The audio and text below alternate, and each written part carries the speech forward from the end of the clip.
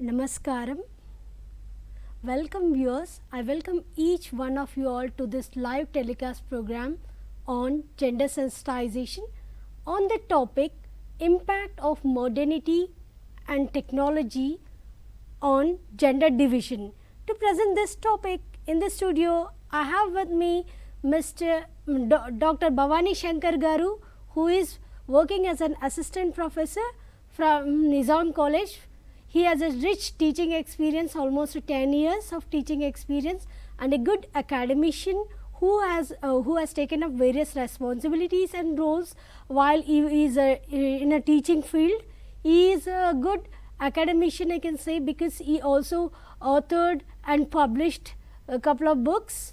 Apart from that, he contributed to the course material. He is working as a resource person to Law College of Osmania University and Open University, Dr. Ram Reddy Open University, is working as a resource person. Apart from that, he also serves as a assistant researcher, and he has come up with some minor and major projects. He published books, and also he has a lifetime membership in sociology department of AP Andhra Pradesh state. So, welcome sir. We are very happy to have you here. Thank you for accepting our invitation and coming over here to present this topic. Now, I request you to please continue. Namaskaram Andi. Today we will discuss on the topic of impact of modernity and technology on gender division. Today we will cover the topics like concept of gender, division of labor in pre-modern societies, modernity technology and gender division, and the constitutional safeguards and provisions for women, and the role of government and women empowerment, and how modernity has brought the change in the society. So, before going into the topic, first let us discuss what is the concept of gender. Until and unless we don't understand the concept of gender, we will not be able to understand how this modernity has affected the gender division. So, gender defines social roles and the responsibilities of men and women that are created by our families, by our society, and by our culture. So, families are going to teach us how to be a boy, how to be a girl, what to talk and what not, what to put on like. We have all these in the part of socialization. We are going to learn about the societal norms and behavior. And if you are going to violate it, the society may simply social boycott us or else may keep restrictions on us. So, for the first time, this gender concept was introduced in the year 1970 by Anne Oakley.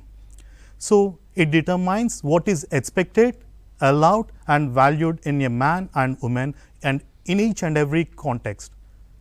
It may be religious activity, it may be a marriage activity or any activity, whatever we take, what we are supposed to do and what we are expected to do. Everything will be explained in the concept of gender. So, the concept of gender may vary according to our social, economical, political, technological and cultural factors. For example, if we go to the rural India, if we find a jamindar, if we see his wife, she is enjoying a lot of privileges because jamindar is economically stronger, politically stronger and he has higher status in the hierarchy in the society. So, these political factors, technological factors are going to define what we do and how it is going to change. So, if you see in terms of division of labor, most of the people think that it is only physical as well as mental. But my dear friends, it is both physical, mental as well as emotional labor. And if you see in terms of division of labor, females are engaged for private activities, especially household activities. We call them as emotional labor because emotionally they are attached to the family members and they can take up the activities properly and they can support the members. That is the reason why we call them as emotional labors. Whereas male are treated as physical, mental as well as emotional labor. They are going to work outside the home for the welfare of the family members.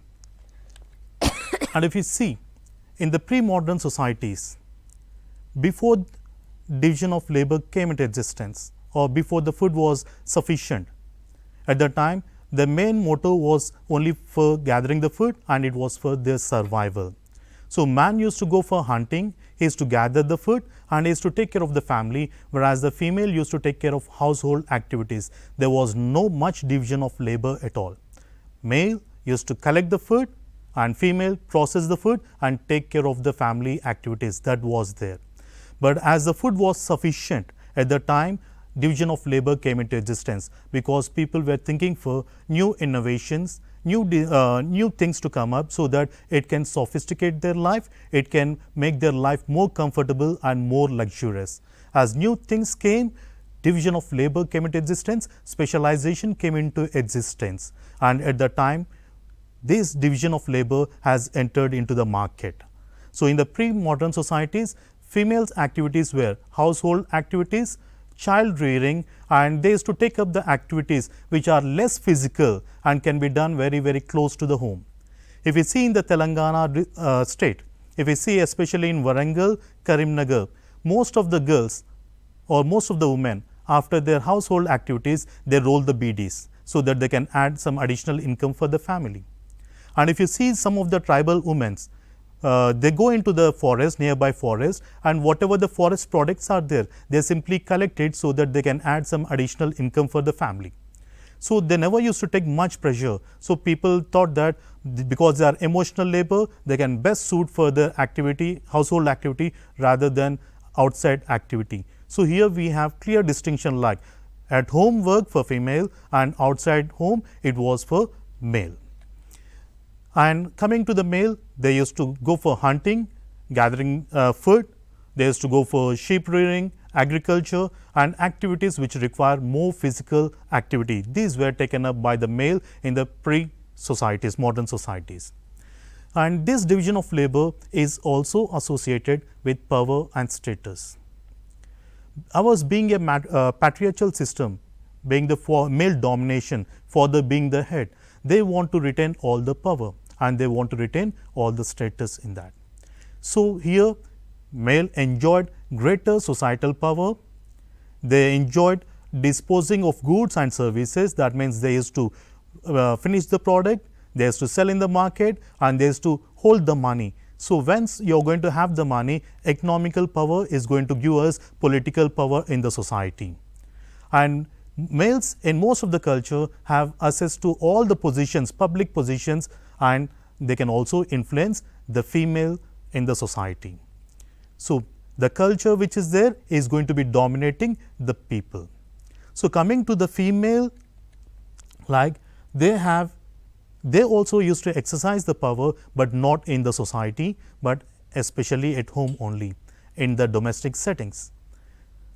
Whatever like in the domestic settings means she can influence the husband in terms of taking decisions, what is good for the family, all these things, but going outside she has less power, and she does not have any role in terms of non-public domains.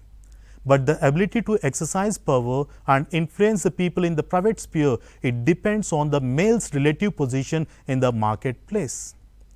For example, if we take Mukesh Ambani, he is number one, he is the richest person in India, top 1 position, and if his wife goes anywhere, whatever she says, people simply accept her because her husband is having economical power. So, male's relative position in the marketplace will decide the ability of the female to exercise power, and she can also influence the people. Just like we have discussed, like in the Jamindari system, like female, she is going to exercise the power because the husband is going to be economically, socially, and politically powerful. She can enjoy the power. The same way in the society, every female can enjoy the privileges. The only condition is that what kind of position her husband is going to play a role, like nothing but his economical status, his social status, his political status is going to decide her position, her voice in the society. So, Emile Durkheim, a sociologist, a French sociologist, has done the study on division of labor in society, and he has published his PhD thesis in the year 1893. he tried to study about social order, how this social order can be maintained in the society. He said that social order can be maintained in two different forms, that is organic solidarity and mechanical solidarity. He said that mechanical solidarity is found in the rural areas or in the primitive societies. All the people, they know and they have a common purpose. Their duty is to cooperate with each other so that they can satisfy their requirements. In spite of having division of labor, people used to cooperate with each other so that they can have a peaceful and happy life. For example, if we go to the rural areas, we find different caste people working together like washerman, weaver, potter, blacksmith, goldsmith. All these people are going to work together so that they can make their livelihood and they can satisfy their requirements, so that there can be social order. But even in these societies, there can be a crime. So people may have a deviant behavior. So whenever people are going to have a deviant behavior, at that time all the people who are there in that primitive communities or in the rural areas, they will sit together, discuss together, and based on collective consciousness or collective conscience, they are going to make the decisions what should be done with the criminal or with the person who has a deviant behavior. So the only way to bring social order in the society was through collective consciousness. Whereas coming to the modern societies, so-called industrialized societies, if you see in the 18th century, after 18th century, we have Industrial Revolution, we have French Revolution, and most of the people have lost their employment opportunities in the rural areas, and they were forced to go to the urban areas or to the industrialized societies in order to find a job. So once they have gone, industries came, they have migrated from rural areas to the urban areas, where we have lot of employment opportunities which require different skill sets. So we have division of labor, we have lot of specialization came into existence. And in the modern societies, people are going to come with a purpose.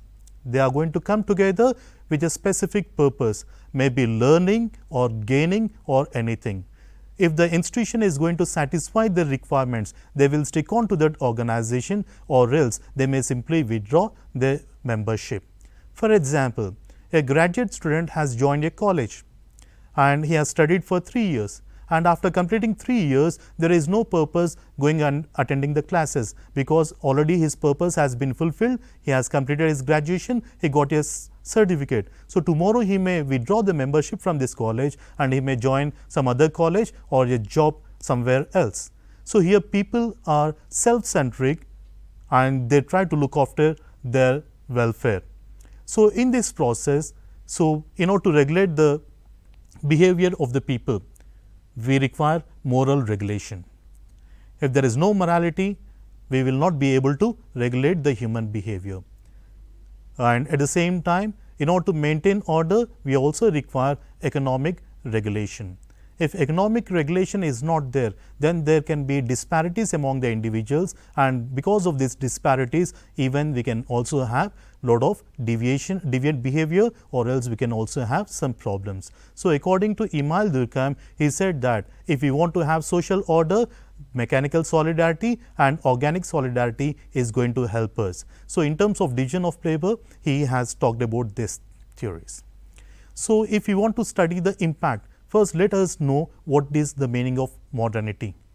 Without knowing modernity, we will not be able to understand how it is going to impact the life of the people. So first one, we have to understand that it is a process of adopting modern ways of life and values. Most of the people are confused, like modernity means modern technology. But first thing, remember that we are going to change our mindset. Without changing the mindset, you will not be able to accept the new things, whether it may be a thought process, it may be inventions or machines, what not. So modernity is a process of adopting modern ways of life and values. So Rostow and Ward said that it is the process in modernization that we are going to apply the modern science in human affairs. When I am going to talk to a person, or when I am going to do any activity, we are going to apply the technology. For example, now sitting in front of the camera, I am going to deliver a lecture so that the students who are sitting across the globe can view it so that you can gain the knowledge. So, before that we used to have a classroom interaction where face to face interaction is there, but in order to scatter the needs of the people, large number of people, now we have applied the technology here. Sitting in front of the camera, I am going to talk to you, I am going to communicate to you so that you can understand what is going on here. So, the learning process has taken place in a new dimension. So, Rustow has clearly mentioned that we are going to apply the modern science in human affairs or human activities. Becker opined that it is a transformation from the change resistant Saccade to secular outlook. So, what is Saccade? Emile Durkheim, in terms of or in defining the religion, he has used the two concepts sacred and profane. We call it as pavitramu, apavitra bhavana. Sacred is nothing but pavitramu, profane is apavitramu. In all the religions throughout the globe, we have these two concepts, sacred and profane. So, whatever we do, it is linked or it is guided by the religion. What to do, what not to do, how to do the prayer, how to talk, all what kind of dress we have to put on, all these were designed by our culture, by our religion. So, this sacred concept is going to govern us and it is going to regulate our human behavior. We cannot cross the boundaries. So, now this modernization has removed this sacred concept and has brought the secular outlook. We are not going to discuss about a particular religion or a particular caste, but we are going to look after the welfare of all the people. Our duty is to do that. So, he said that Becker has said that we are moving from a sacred point to a secular outlook. So, Weber, while discussing about bureaucracy, he said that it is going to bring transformation from a personal bond to impersonal bonds. Just now, Emile Durkheim has said that we can study the solidarity in two ways or social order in two ways. One is mechanical and the other one is organic solidarity. Mechanical solidarity is found in the rural areas. People know each other by their name, by their social conditions, by their economical conditions, and they know that their lifestyle is same. We call them those groups as homogeneous groups. Same lifestyle, so they are going to come together. So, and people are going to have personal bonds. If you go and see in the rural areas, once we see a person, we are not going to take their name, we are going to simply build up a relation with them, calling them brother, uncle or something. Here the caste, neither the religion is going to play a role. We have personal bonds with each other. Whereas seeing in the industrialized societies or in the organic solidarity, people have impersonal bonds. They don't try to mingle with all the people. They come with a purpose, and once the purpose is fulfilled, they simply go. So, here we have impersonal bonds or impersonal relation. So, modernity has shifted from personal bonds to impersonal bonds. At the same time, modernity has promoted science. It talks about rationality and it talks about reason. Science talks about four aspects. The first one is experimentation. Second one is verification of data, and whatever the knowledge we have gained, whether it is valid, whether it is reliable or not. We are talking about rational empirical data, and any knowledge which cannot be experimented and which cannot be explained logically, that we started rejecting. So, it promoted science, it promoted rationalism and it promoted reason, and which has brought lot of change in the human society. If you see the changes, especially the changes of modernity, the first thing is that it has industrialized the economy. If you see in the olden days, we used to have the guild system. People pertaining to one occupation, they used to come and work together at one place, and each and every guild, they used to have a master. This master used to take the job and he used to distribute among all the members who are there in the guild. That means there is security for their job, there is equality of job, and whatever the work is there, equally shared, and whatever the profit is there, that is equally shared among the members. But once industry came, these guild systems have been collapsed and people have simply migrated to the new places. And these industries, they have using lot of technology, sophisticated technology, so that it can do the activity in less time, increase the production, nothing but, so that it will be available to each and every person. When there is more availability, more production, the price of the commodity may also go down, and it is also going to simplify the activity. I hope all of you must have heard or ate Haldiram products. The industry is at Nagpur in Maharashtra, and once I have visited that organization, in that they manufacture three products, and they are going to supply throughout the country. And because of this industrialization, man is not going to do any physical activity, they are going to do a smart work. They simply fill the containers with the flour, all the ingredients, and the machine is going to automatically take it, and it is going to simplify the activity. So, the first thing is that all the economy has been industrialized. And even if you see, industrialization has not done or occupied only in terms of production, it has also entered into processing, it also has entered into service sector. If we see in India, we have these BPOs, business processing outsourcing, or else call centers. And most of the people who are working in the call center, they will be speaking to customers who sat across the globe. And most of the companies from the developed countries or nations like America, they are setting up the call centers in Hyderabad or across the globe, where they can find cheap labor or intellectual, that too a cheap labor.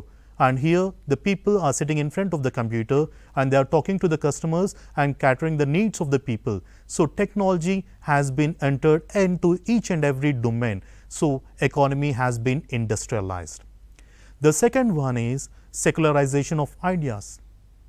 Before that, we have rigidity in terms of religion, caste, what to do, what not to do. And right now, ideas are not confined to a particular religion, neither to a particular caste.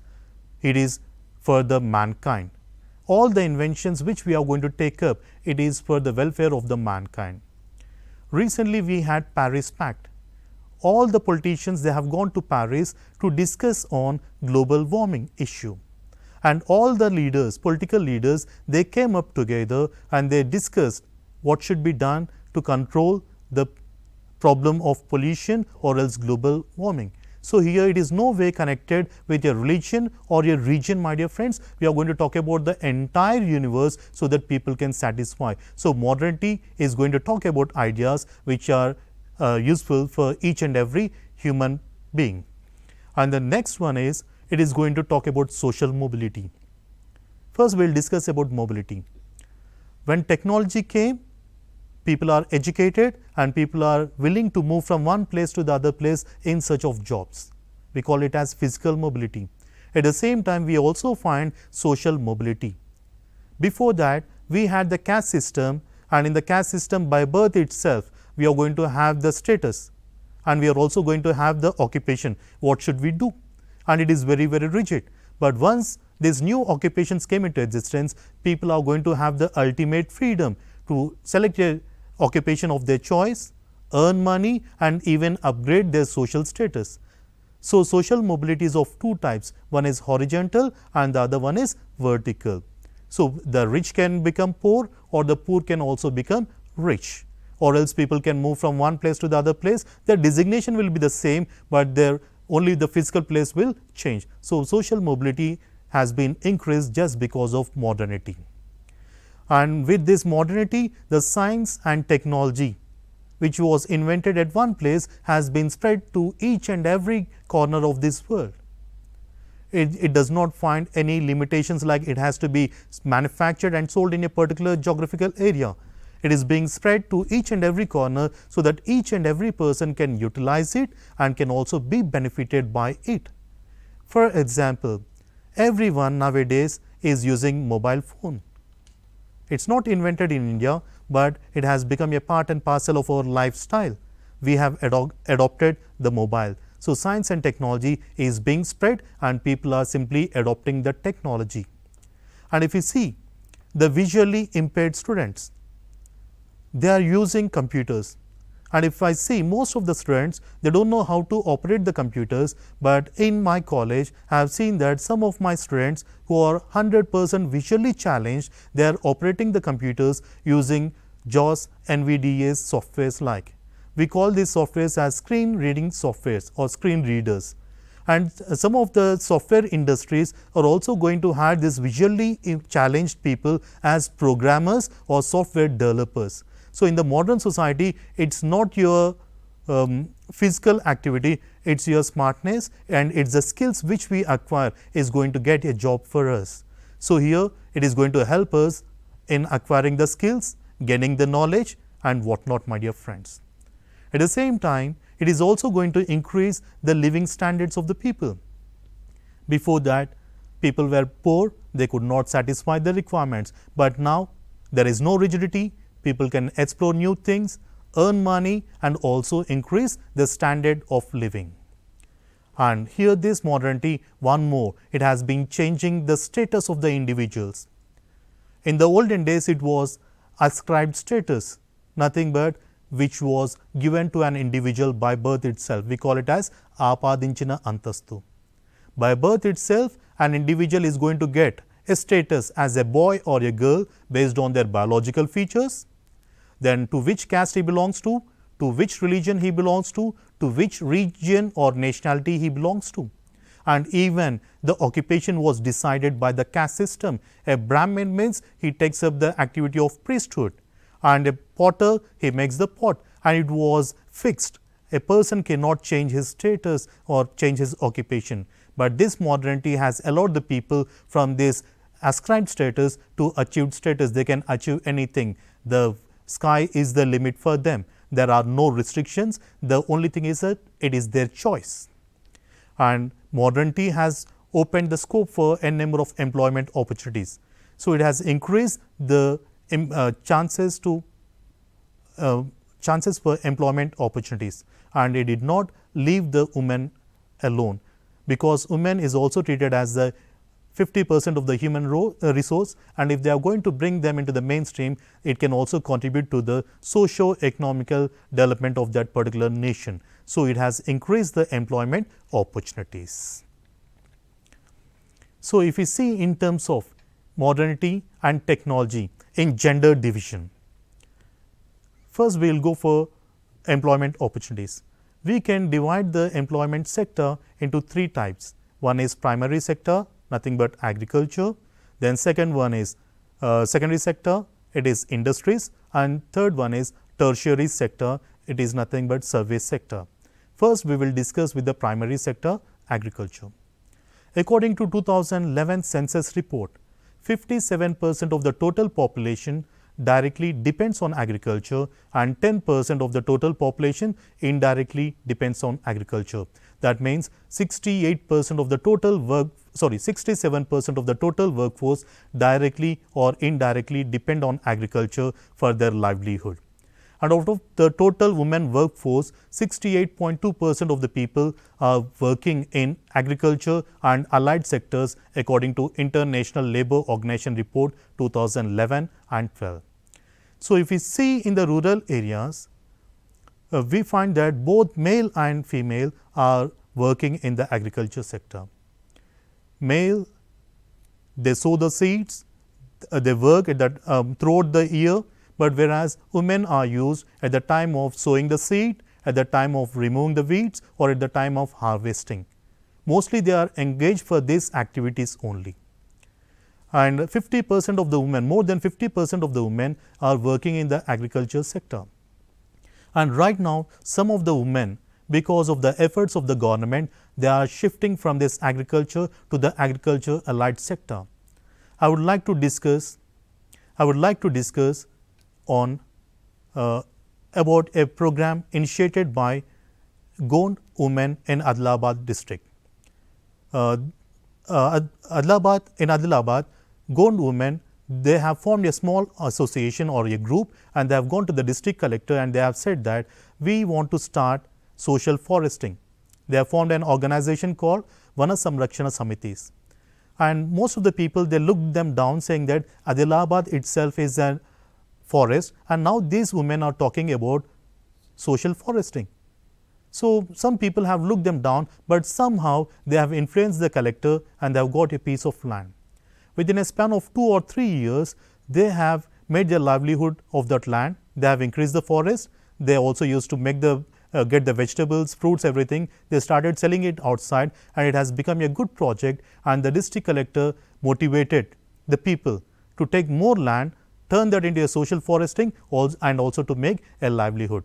So, in terms of primary sector, modernity has helped us in 3 ways. One is use of technology in terms of agriculture, introducing commercial crops, use of hybrid seeds, and at the same time it also talked about wages.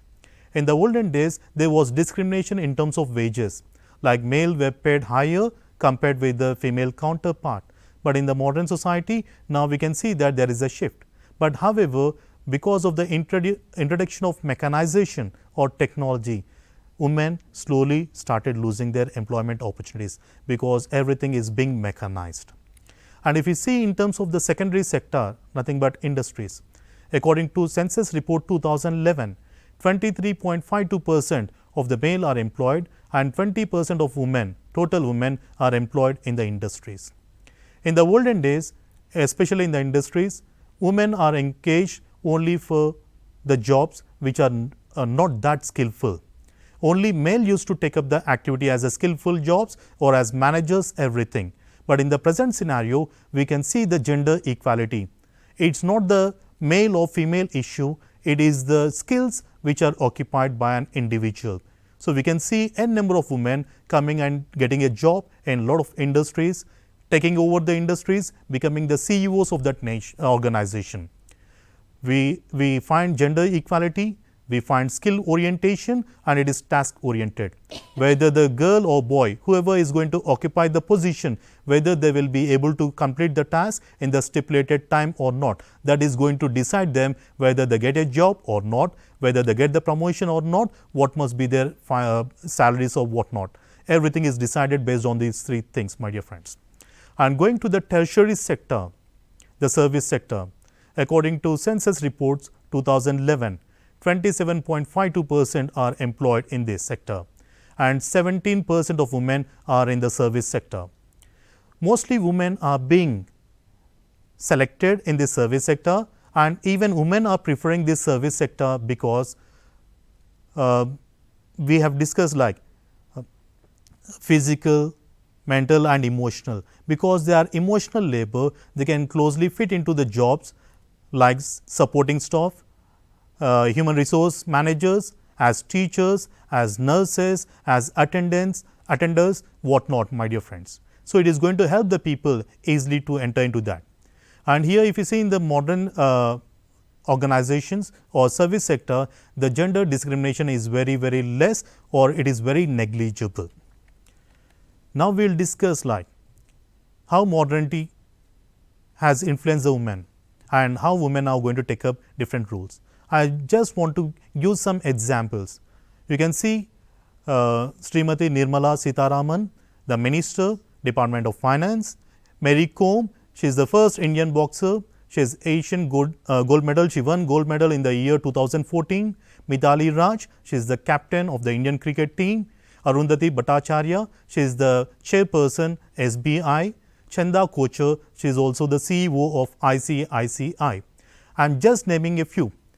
There are n number of people who have come from ashes and they have occupied higher positions in the society. So, there is no restriction that only boys can do these activities and girls will be doing these activities. It depends on socialization process. Okay.